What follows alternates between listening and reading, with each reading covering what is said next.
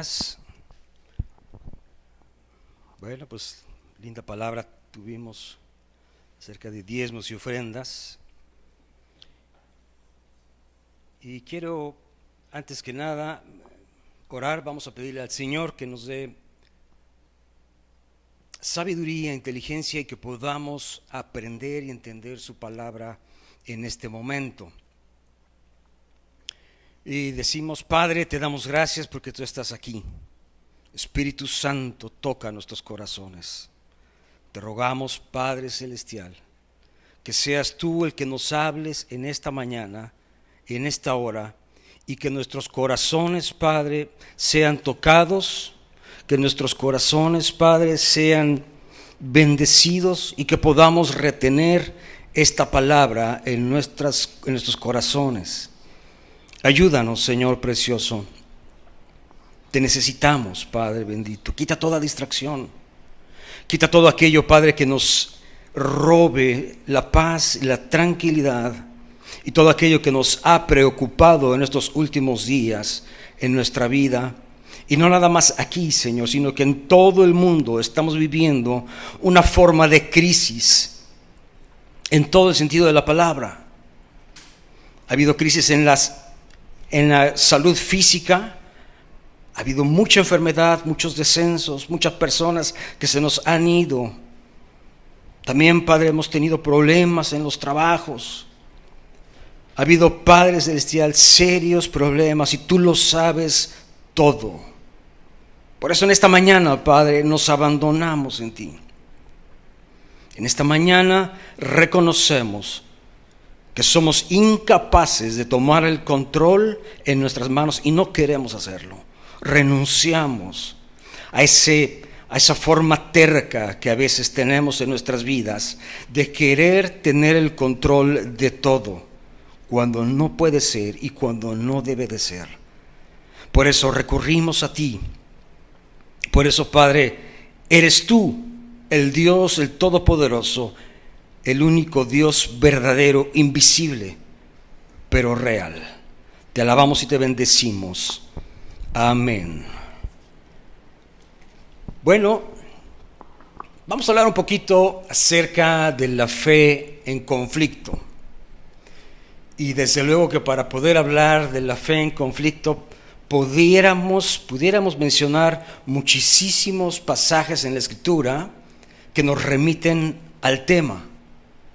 Podríamos citar simplemente Hebreos capítulo 11, y podríamos ir a muchos otros lugares que nos hablan única y exclusivamente de la fe.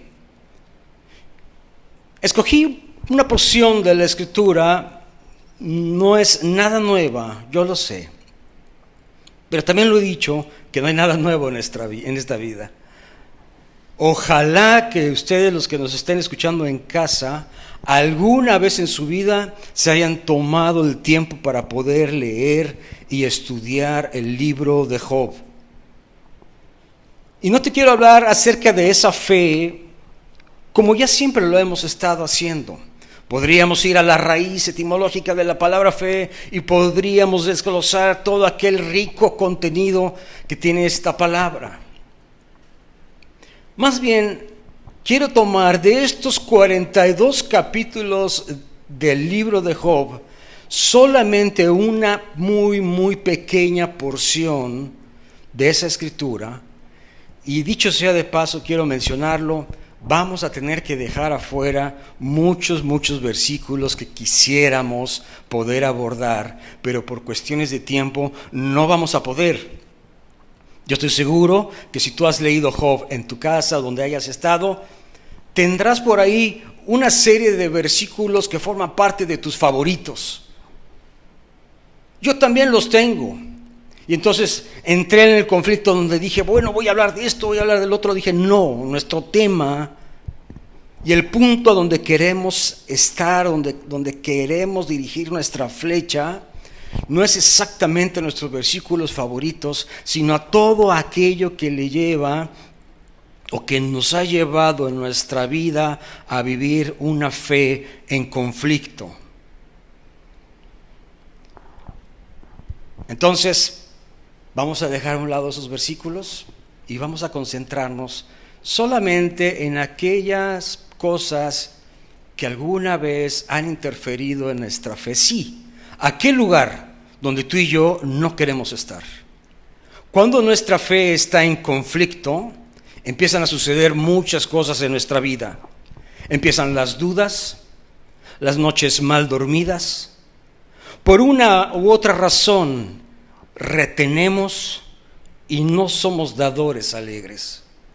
También nos hacemos muchas preguntas si está valiendo la pena haber dedicado mucho tiempo a la lectura, si ha valido la pena cantar, alabar al Señor, si ha valido la pena elevar nuestras oraciones en súplica, en llanto, tratando de encontrar la mismísima presencia del Señor y sobre todo un consuelo en los momentos más difíciles de nuestra vida. Hoy, sin duda alguna, estamos pasando una parte de nuestra fe, está pasando por malos momentos. Pero además, quiero también hacer a un lado todo aquel lenguaje que hemos adquirido y que hemos absorbido del mundo y que lo hemos traído a nuestras iglesias, y muchas veces hablamos de positivismo, hablamos de buenas vibras, hablamos de una o de otra cosa que no están escritas en la Biblia, que ni siquiera están mencionadas, y nosotros muchas veces como hijos estamos tratando de encontrar un lenguaje para apropiarlo, para fusionarlo con el lenguaje bíblico, y se nos ha olvidado que el lenguaje bíblico es un lenguaje 100% espiritual y nada tiene que ver con nuestro intelecto. La fe no está peleada con la razón. Sí hay y sí encuentro en la Biblia que la fe y la vista no se llevan, no son amigos, pero la fe y la razón sí lo son. De tal suerte que tú y yo, si hemos sido llamados a creer, hemos sido llamados también a pensar. Otro de los grandes problemas que tenemos en las iglesias es que no hemos aprendido a pensar.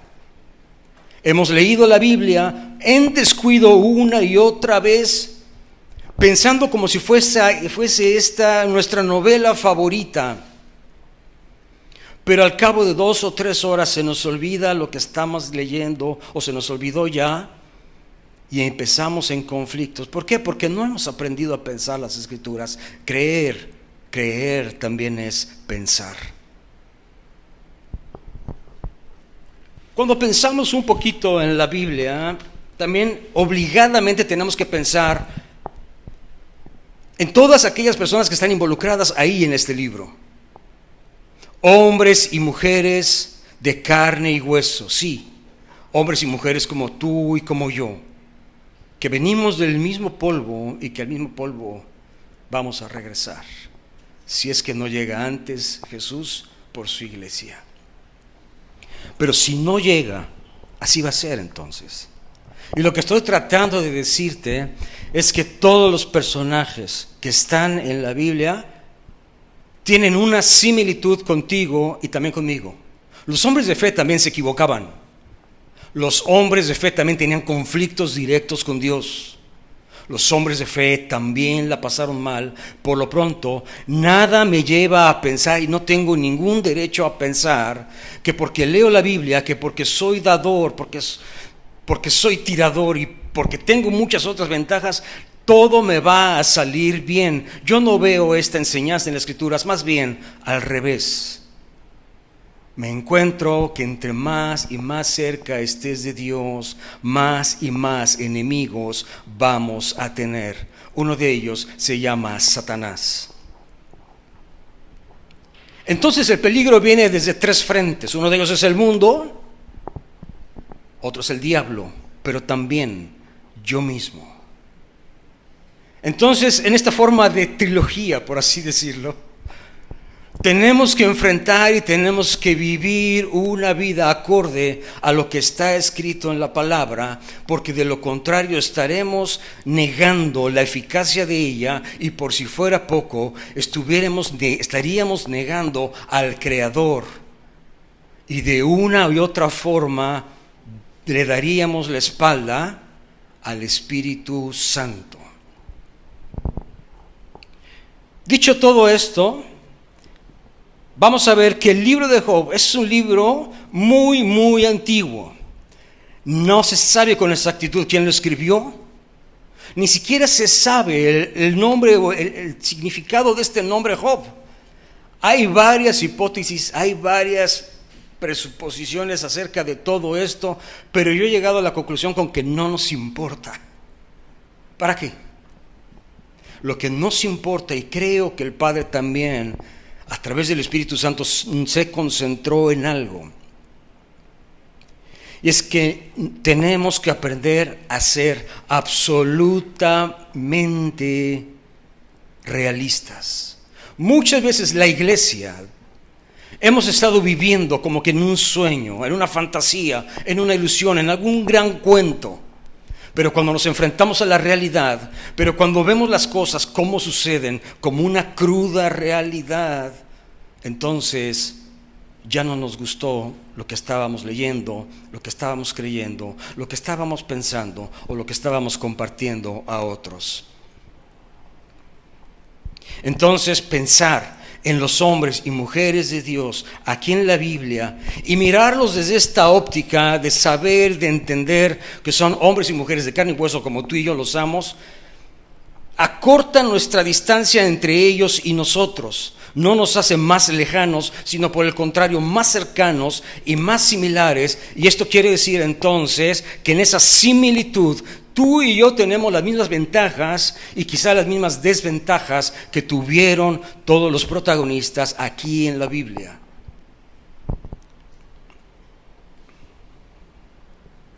Este texto contiene 110 palabras que no se encuentran en ninguna otra parte del Antiguo Testamento. El libro de Job, en su época y en muchas épocas, ha sido valorado y ha sido puesto tan en alto, aunque no lo parezca, como si fuese escrito con uno de los grandes poetas y grandes maestros de la narrativa, y han citado este libro como un libro sapiensal, pero al mismo tiempo es una poesía. Y tú vas a decir, ¿cómo va a ser una poesía si es un libro de llantos, de lamentos, de reclamos, de acusaciones?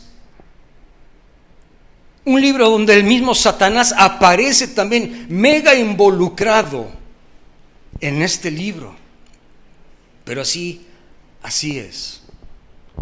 Entonces Job utiliza también un lenguaje poco usual y nuevo además, con unas ideas fantásticas que no sé de dónde salieron, pero sin duda alguna a través del Espíritu Santo. Él mencionaba, por ejemplo, la piel de mis dientes.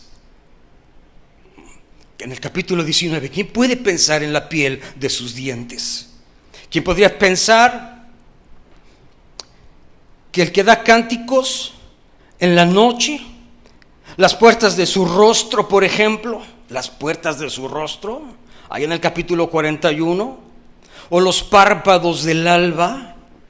Entonces, el libro de Job, como un libro poético que es, ha sido un libro que ha causado muchos problemas para su traducción y además para poderlo posesionar en el lugar donde está. Ahora, vamos directamente entonces a entender qué nos quiere decir Job con todo esto, y vamos a apurarnos porque el tiempo nos corretea.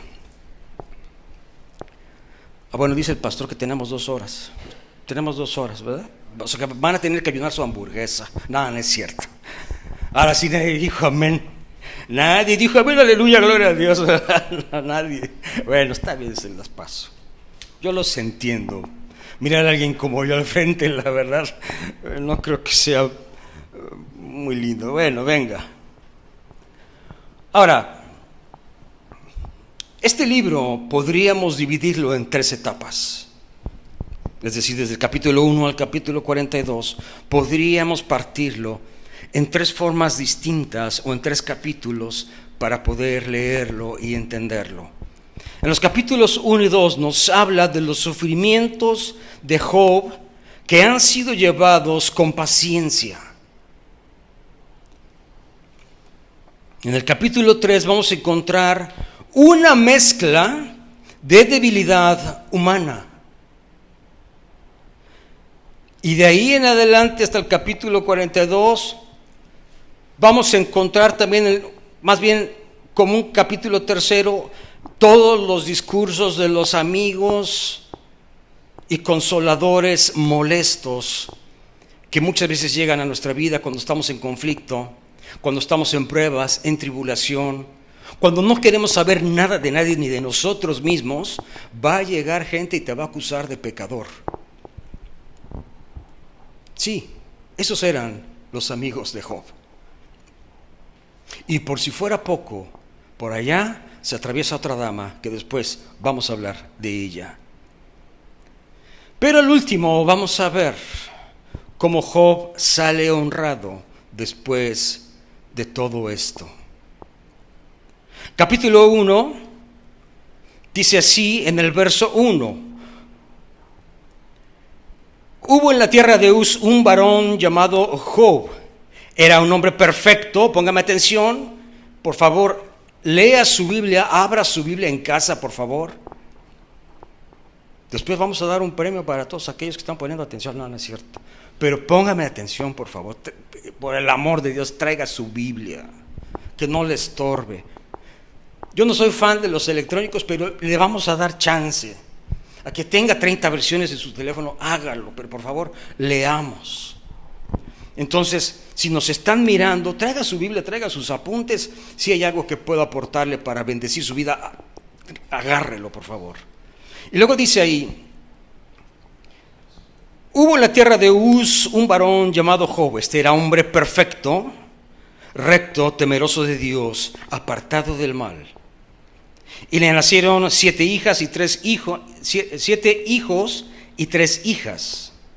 Su hacienda era de 7,000 ovejas, 3,000 caballos, 500 yuntas de bueyes, 500 asnas, muchísimos criados.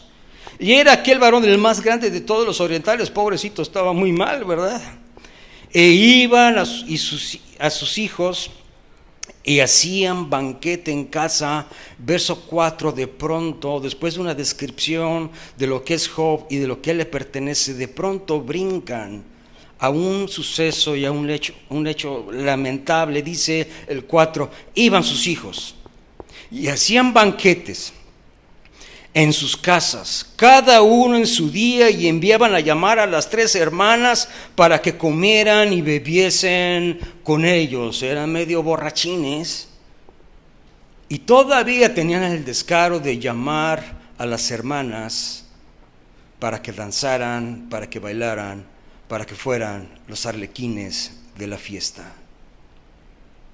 Algo estaba mal en estos muchachos. Algo no funcionaba y no hacía clic con la vida de Job. Ahora, dice ahí el verso 5: acontecía que habiendo pasado en turno los días del convite, Job enviaba y los santificaba, y se levantaba de mañana, ofrecía holocaustos conforme al número de todos ellos, porque decía Job: quizá habrán pecado mis hijos y habrán blasfemado contra Dios en sus corazones. Y de esta manera, dice la Biblia, hacía todos los días. Un día vinieron a presentarse delante de Jehová los hijos de Dios, entre los cuales también vino Satanás. Ahora, me conmueve ver este texto en muchas maneras. No me asombra la presencia de Satanás ahí como acusador. Cuidado, es la misma presencia de Satanás hoy en día acusándote a ti y acusándome a mí. Eso no ha terminado. Si nosotros pensamos que fue escrito así y hace varios miles de años y eso se terminó, no, hoy sigue siendo exactamente lo mismo. Ahí está el acusador, mirándonos para ver de qué forma nos destruye, sí, pero también a ver de qué forma nos acusa. Me encanta pensar en el concepto que Dios tenía de este varón. Dice la Escritura, es un hombre perfecto, temeroso de Dios, apartado del mal. ¡Wow! ¡Qué currículum tenía tan impresionante en el corazón de Dios! Ojo, tú y yo tenemos la capacidad de tocar el corazón de Dios de diferentes maneras. Job tenía un lugar muy especial en el corazón de Dios, y yo le he pedido al Padre que todos los hijos de Dios, ojalá que a través de la gracia, que a través de esa gracia inmerecida, el Padre pueda o pudiese tener de nosotros también un concepto sano de lo que son sus hijos el día de hoy. Dice que era perfecto, era temeroso,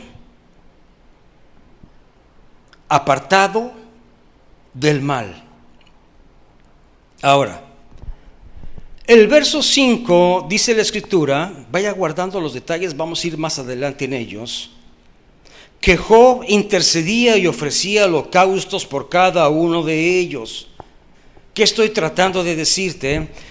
Que Job y sus hijos vivían en dos dimensiones completamente distintas, pero Job no era responsable de los pecados de sus hijos, ni tú tampoco eres responsable de los pecados de tus hijos.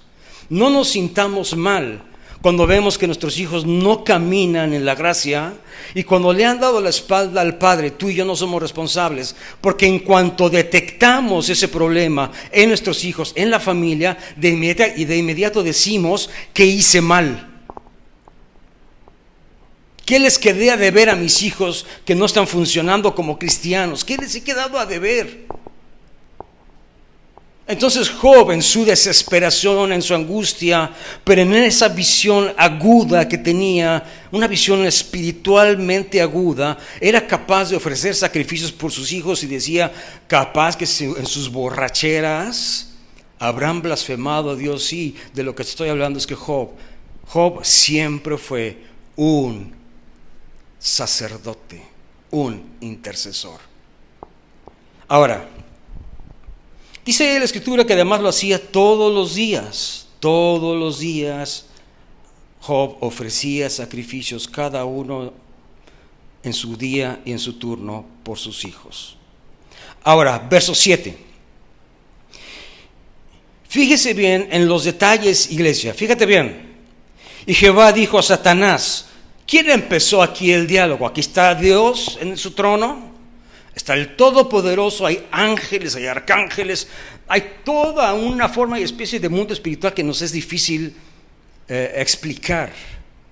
Pero ahí estaba Satanás, y el que inicia una conversación o un diálogo según la Escritura, yo creo que así es, porque creemos que es la palabra fiel y verdadera. El versículo 7 claramente dice, y dijo Jehová a Satanás. Jehová empezó un diálogo con Satanás y le pregunta, ¿de dónde vienes? Y respondiendo Satanás le dijo, de rodear la tierra y de andar por ella. 8. Y Jehová dijo a Satanás otra vez, ¿no has considerado a mi siervo Job, que no hay otro como él en la tierra, varón perfecto, recto, temeroso de Dios y apartado del mal? Ahora, me quiero detener un segundo nada más para analizar la palabra perfecto. Porque cuando yo pienso en algo perfecto, es algo que está totalmente fuera de mi alcance. Si yo pensara en llevar una vida perfecta delante de Dios, de inmediato quedaría aniquilado y quedaría postrado en mi sillón llorando de desesperación y de desánimo, porque me encontraría que es algo imposible, ¿cierto? Pero Dios dice, varón perfecto. Pero lo que pasa es que no hemos entendido bien la Biblia y las Escrituras, y en la perfección no se refiere a un hombre que nunca pecaba o que nunca se equivocaba. La palabra perfecto es la palabra 8535 allá en el Strong, y es la palabra tam allá en el hebreo, que significa completo, íntegro, también significa quieto y recto. Aunque tenía todas estas características y Dios tenía este concepto rico de él, Job sabía quién era en su corazón y Dios también lo sabía. Y esto no nos debe de desanimar cuando tú y yo nos enfrentamos al Todopoderoso, cuando nos enfrentamos a Dios, a su gracia y a su santidad. Yo recuerdo que cuando estuve estudiando los atributos de Dios hace unos poquitos años atrás, cuando llegué al atributo de la santidad, al atributo de Dios en la santidad y a lo que ello se refiere, la verdad me quedé paralizado y desanimado. Sí, porque llegamos a la santidad de Dios y cuando empezamos a estudiar, cuando empezamos a analizar, cuando empezamos a memorizar, cuando empezamos a meditar, quedamos desarmados.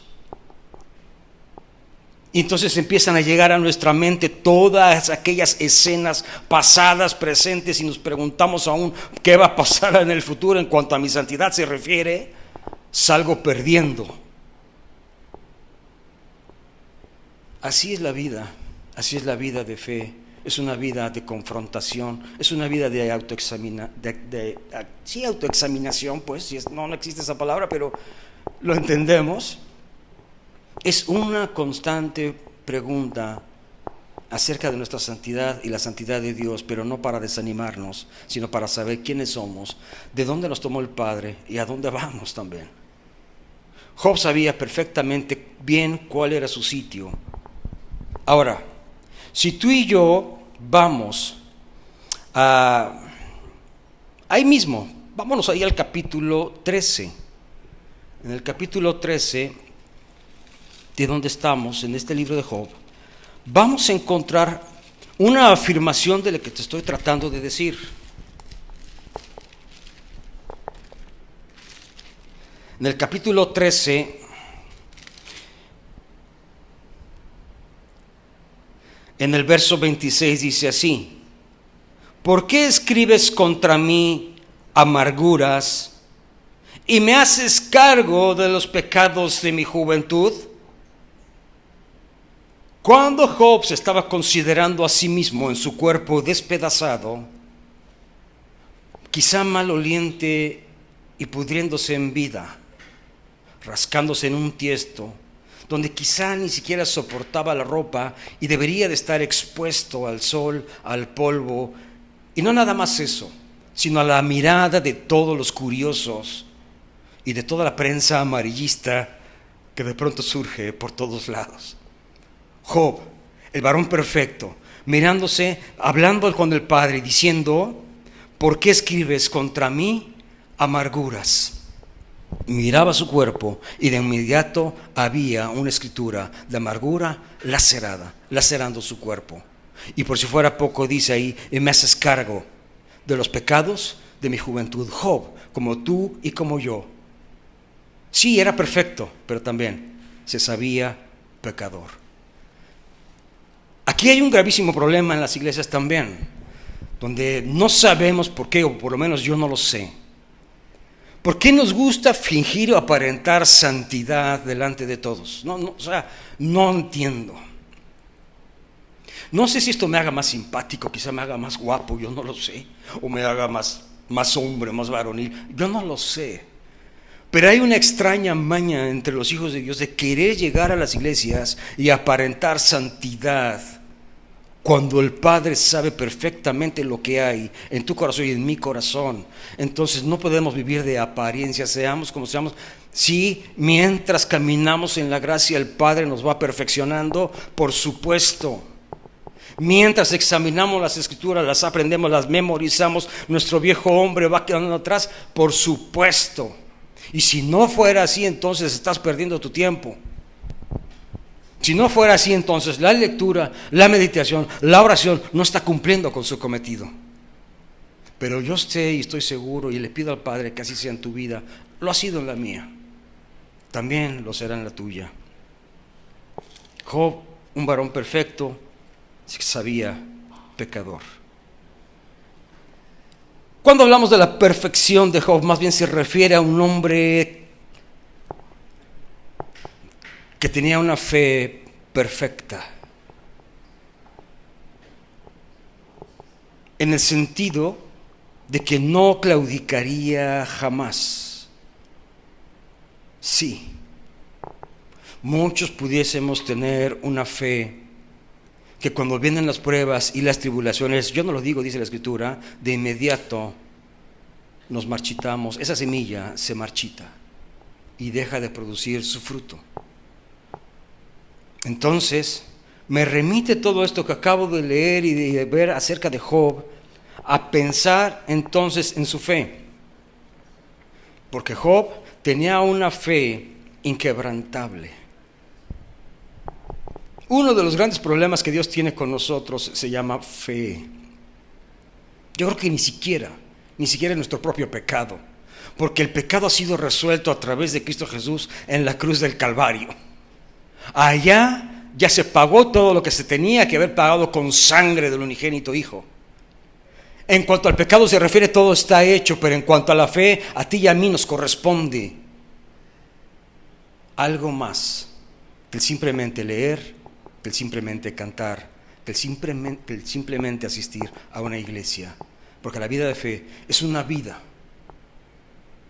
que siempre va adelante y siempre se va anticipando, que tiene la capacidad de ver, de visualizar, no con los ojos humanos, sino con los ojos espirituales, y saber que detrás de todo esto siempre habrá un propósito.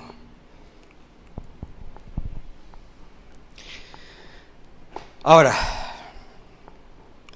fíjate bien, vamos pues adelante, porque aquí ya, híjole, ustedes perdonen por mi super cuaderno, todavía no llego al complejo mundo de las iPads, espero llegar pronto allí, pero bueno, mientras tanto llegaremos al papel y a los jeroglíficos, ¿verdad? Ahora vámonos rápido al verso 9. Respondiendo Satanás le dijo: ¿acaso teme Job a Dios en balde? Oiga, qué persistencia tiene qué bárbaro. No le has cercado, se puso un cercado Dios, donde Satanás no puede tocar tu vida ni puede tocar la mía.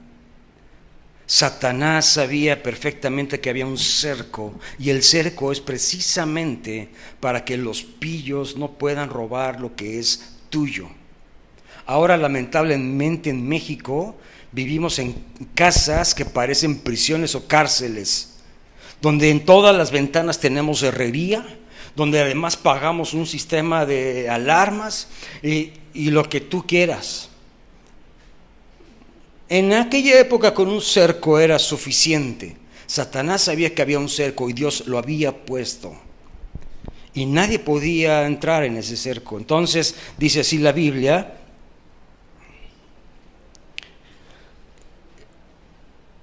¿acaso teme Dios en balde?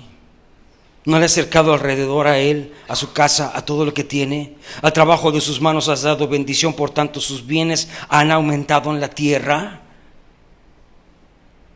Pero ahora extiende ahora mismo tu mano, toca todo lo que tiene, y verás si no blasfema contra ti en tu mismísima presencia. Le dice Satanás al Todopoderoso. Y dijo Jehová a Satanás, póngame atención. Dijo Jehová a Satanás: he aquí, todo lo que tiene está en tu mano, solamente no pongas mano sobre él. Y salió Satanás de delante de Jehová a hacer daño. Pero no me extraña de Satanás, la verdad no me extraña. La Biblia dice que Satanás vino para robar, hurtar, matar, destruir. Sí, lo sabemos muy bien. Pero me deja pensando muchas cosas y algunas palabras aquí. Dice la Escritura que Jehová le dice a Satanás: he aquí, todo lo que tiene está en tu mano. ¿Qué significa? Tienes permiso, Satanás, para atacar. Tienes permiso. Eso no nos gusta escuchar. Eso nos causa problemas. El que dio la autorización fue Dios.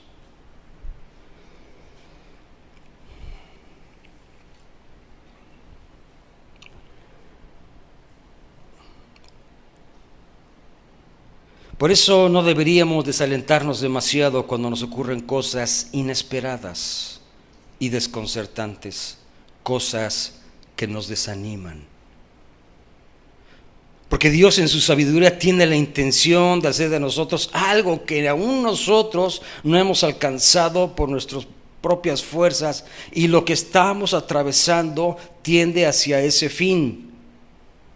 Lo mismo sucedió, por ejemplo, en Lucas capítulo 22, cuando Jesús anuncia la negación de Pedro.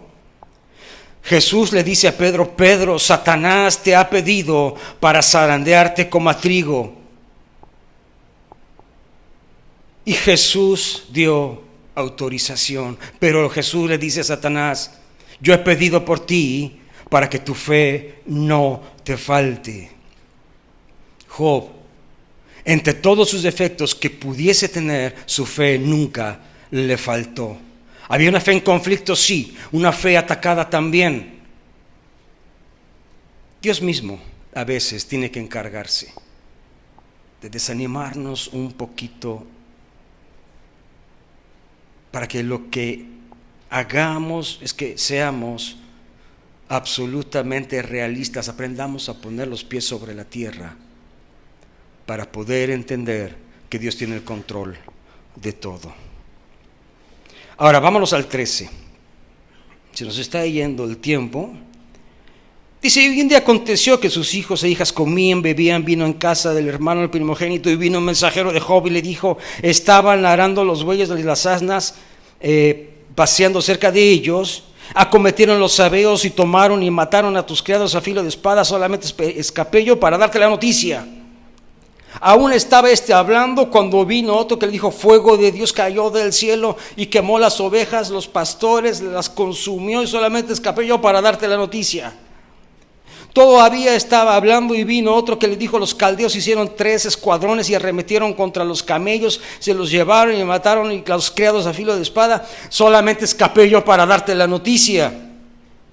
Entre tanto que hablaba, vino otro y le dijo: tus hijos y tus hijas estaban comiendo y bebiendo en casa de su hermano el primogénito, y un gran viento vino del lado del desierto y azotó las 4 esquinas de la casa, la cual cayó sobre los jóvenes y murieron, y solamente escapé yo para darte la noticia.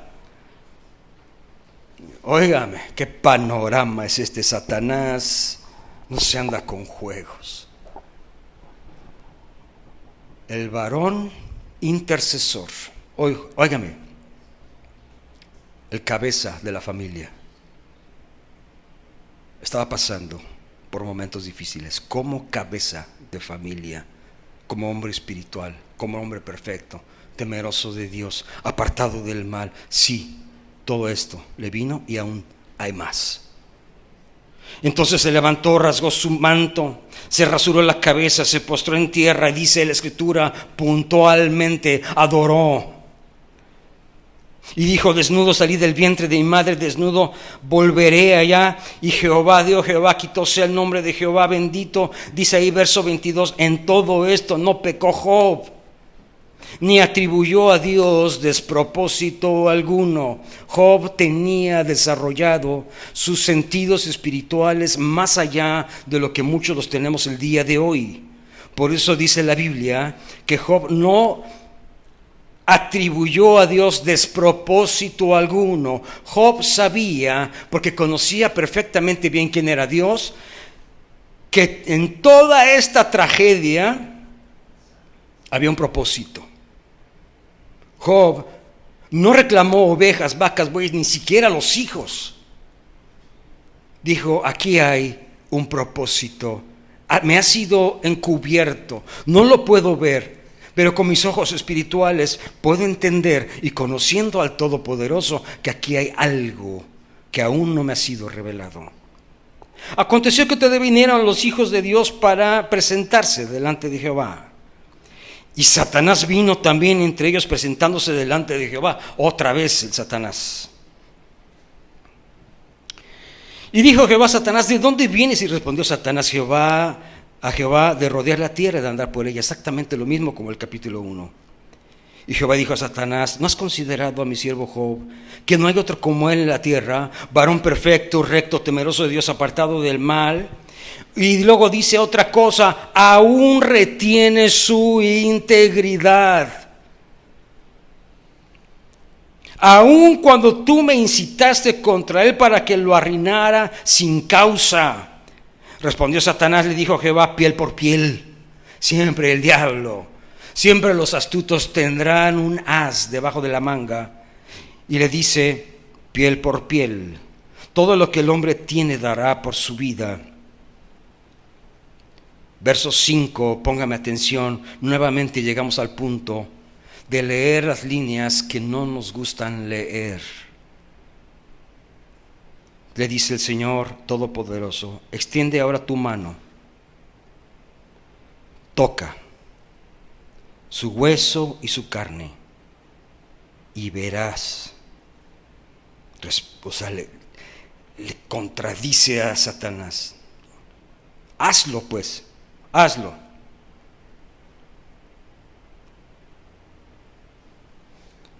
He aquí, dice, él está en tu mano, mas guarda su vida. Entonces salió Satanás de la presencia de Jehová y hirió a Job con una sarna maligna, desde la planta del pie hasta la coronilla de la cabeza, y tomando Job un tiesto se rascaba con él, y estaba sentado en medio de ceniza. Óigame, el varón perfecto sentado en ceniza, y se tenía que rascar las llagas.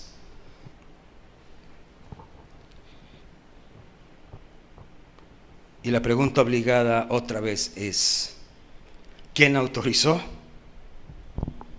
¿Quién autorizó, preciosos? ¿Quién fue el que dijo, ok? No estamos hablando de un Dios cruel. No estamos hablando de eso. Dios, es imposible que tenga un corazón así. Es que hay muchas cosas, grandes secretos y perlas de gran precio escondidas en toda la Biblia, no nada más en 42 capítulos de Job. Y por si fuera poco, fíjese bien lo que dice aquí. Entonces le dijo a su mujer, ¿aún retienes tu integridad? Maldice a Dios y muérete. Oiga, qué linda dama ustedes. Con una esposa así, pues ¿para qué quieres enemigos? ¿Verdad? Ojo, no sé con quién estés casada o casado. No hay permiso para el divorcio. No venga a decir, el hermano dijo, no aguas.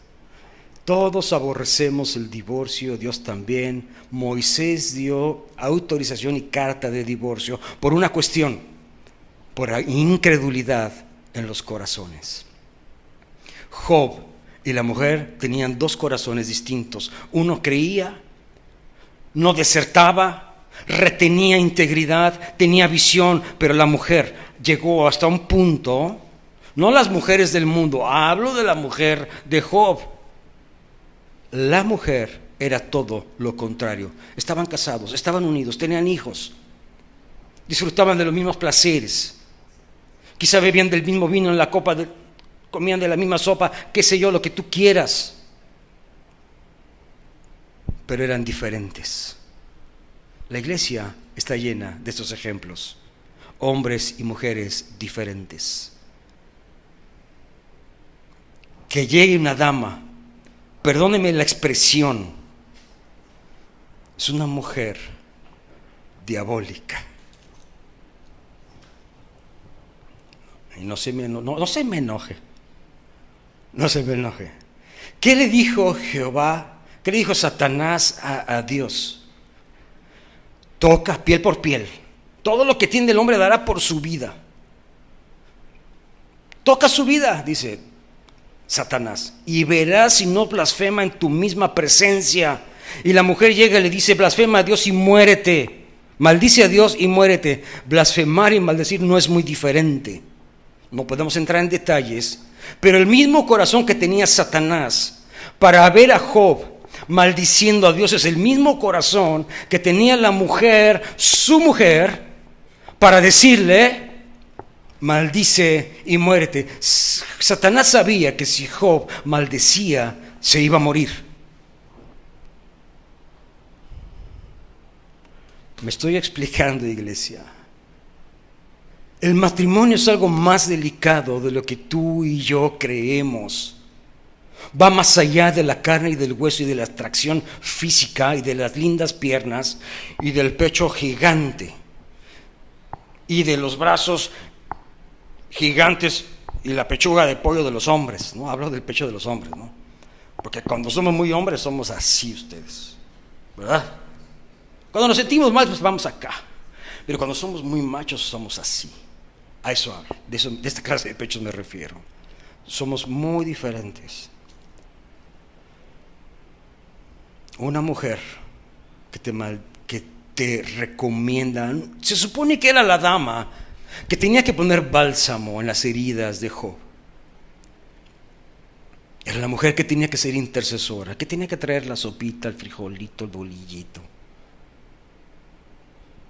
No, Job estaba solo, rascándose, sentado en cenizas, maloliente, no se podía ni bañar, la gente lo miraba, era un espectáculo.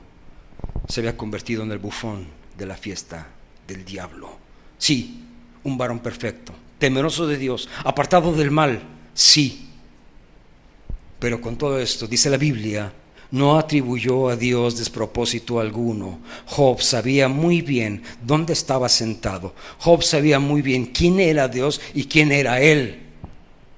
Ojo, nadie piense de sí ni tenga más alto concepto de sí que el que debe de tener, dice la Escritura, sino que piense de sí con cordura, conforme a la medida de fe que Dios repartió a cada uno de nosotros. Sí, hoy estamos en el otro caso superlativo, ¿no? Donde hoy todos son superhombres espirituales y superpredicadores de la web. No. Job siempre se mantuvo en el anonimato, lo mismo que Jesús. Daban su voto por ser anónimos.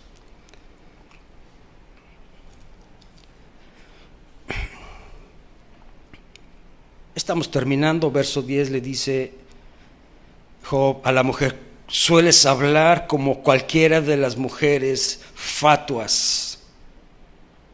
¿Qué? ¿Recibiremos de Dios el bien y no el mal? ¿El mal no lo recibiremos acaso?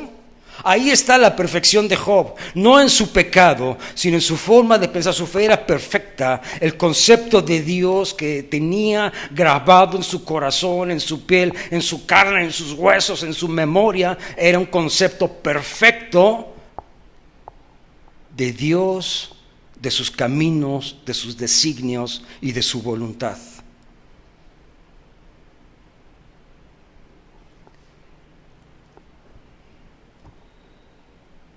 ¿Que acaso no recibiremos el bien o el mal?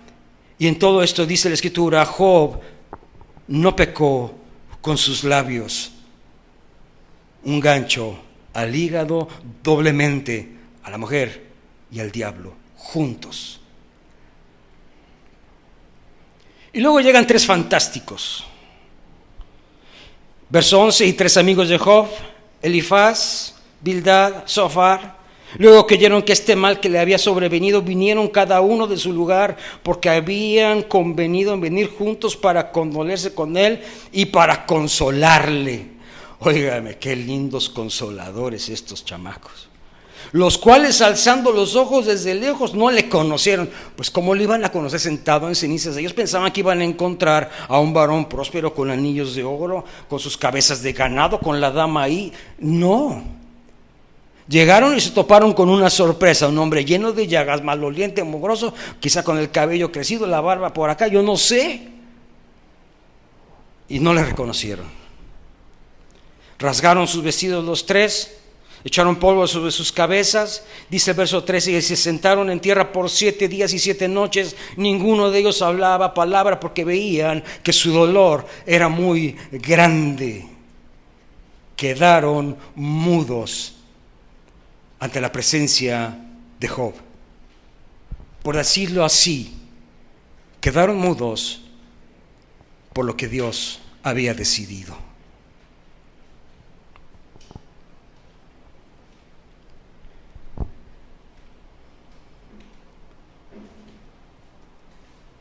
Esto se llama decreto. El capítulo 38, verso 10 dice la Biblia que establece un decreto sobre los mares, y Dios mismo pone decretos aún en el mar. Y ya lo hemos dicho muchas veces, el decreto de Dios afecta a chico, a grande.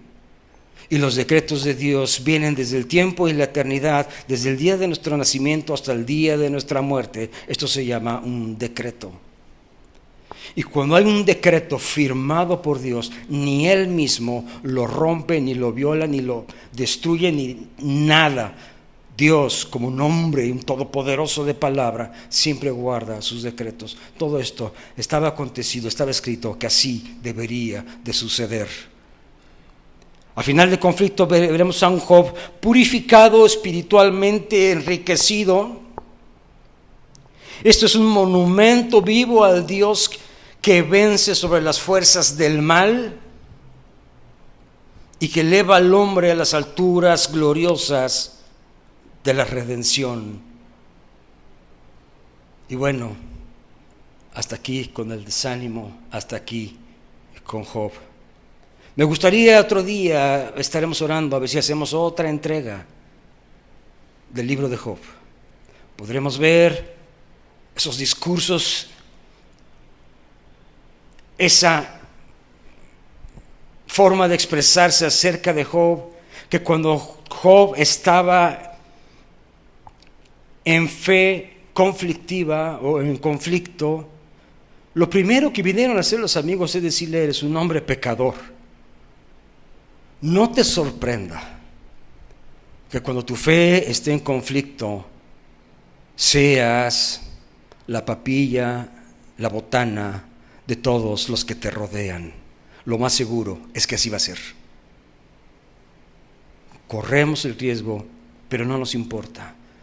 Con todo ello, dice la Escritura, Job no atribuyó a Dios despropósito alguno. Job, un varón perfecto, temeroso de Dios, apartado del mal. Una fe en conflicto. Vamos a orar ahí. Yo no sé si tú, ahí en tu casita, alguna vez tuviste un encuentro con el Padre. No lo sé. Pero creo que hoy es el momento. Si te has identificado con Job, no sería mala idea que rindas tu vida para que entendamos que Dios tiene el control de la situación. Dios tiene el control de tu vida, de tus hijos, de tu esposo, de tu matrimonio, de tu dinero. Dios tiene el control. Nada le ha tomado por sorpresa. Y sería muy lindo de tu parte y de la mía rendir nuestras vidas y decirle al Padre: yo te creo. No me gusta lo que veo ni lo que siento, pero sé que en todo esto hay un propósito divino que tú conoces muy bien. Repite conmigo estas palabras ahí en tu casa: Señor Jesús, abro mi corazón. Me confieso pecador, me confieso débil, me confieso, Padre, perdedor en muchos sentidos de la palabra. Me he sentido fracasado, me he sentido utilizado, me he sentido traicionado, abandonado, abandonada, pero tú estás conmigo, Padre. Te abro mi corazón, declaro que tú eres mi Rey, mi Señor, mi Salvador, y te pido que entres en mi vida, y desde hoy yo sé que estaré contigo en el paraíso. Gracias, Jesús. Amén.